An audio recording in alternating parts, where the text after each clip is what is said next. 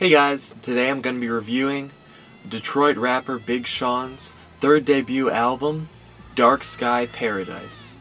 Big Sean is a 26-year-old rapper signed to Kanye West's label Good Music, and his debut album, Finally Famous, came out in 2011. Big Sean released a few singles from this album earlier this year. A couple were on Mike Will-Made-It's album Ransom, and a few were just kind of floating around on the internet. But he finally dropped Dark Sky Paradise, and here we go. Let's go for the review. Let's do this. Honestly, this album was a decent album, but it didn't really surprise me at all. It kind of was the classic Big Sean, and in that it had phenomenal production, awesome features, but then from Sean himself, kind of just average, normally what you kind of expect from Big Sean. But anyways, a few tracks I liked. I definitely enjoyed Blessings with that Drake feature, and I could definitely see that song blowing up and becoming more of a poppy type hit. Probably one of my favorite tracks off the album though was All Your Fault featuring Kanye West. Really a great lineup as far as the production. It was produced by, obviously, Kanye, DJ Mano, OG Webby, Wonder Girl, and also Travis Scott as well. And also Travis threw in his awesome ad-lib to really just spice up the song. And the song's awesome. It's kind of got that cool kind of classic Kanye soul sample in it, but also some really hard-hitting snares that really just kind of bring the whole track to life. Kanye spits a verse, then, Big Sean goes in, and then the last verse, they kind of trade off and exchange verses, kind of like Jay-Z and Kanye and Watch the Throne. And so that track really did surprise me, and, lyrically, sometimes Kanye isn't the strongest, and I mean, it wasn't anything crazy, but I still enjoyed it a lot, and I like the back and forth, love the production on that one. So definitely one of my favorite songs off the album. One of the more average songs, Play No Games, had Ty Dolla $ign and Chris Brown. I wasn't really feeling that song too much, but I mean, when you have Chris Brown, I could see it maybe becoming more of like a pop type blowing up, but I don't see too much potential with that song. The song Paradise also was released a couple months ago, I believe, but the album has an extended extra verse, and the extra verse was, Big Sean kind of switching up with a faster flow, and definitely made me enjoy that song a lot more than I did when he released it earlier with the other 3 tracks a couple months ago. Also, some awesome features by Jhené Aiko in Win Some Lose Some, and also in one of my other favorite tracks off the album, I Know, which I know definitely awesome track, and I think I saw somewhere too that Jhené said it was one of her favorite features that she did, and I really enjoyed it.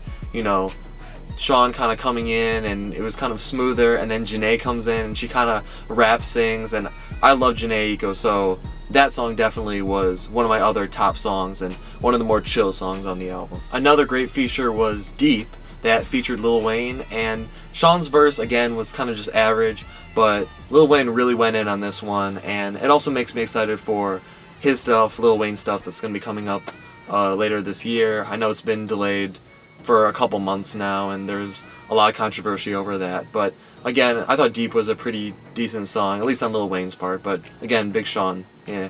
Finally, one of the final tracks off the album, I think it's the second last track, One Man Can Change the World, which features Kanye West and also John Legend. Probably, maybe definitely the most meaningful song off the album, and probably the biggest surprise. One of the things that I do kind of had beef with Big Sean is that he's great for, fun, party songs, just having fun.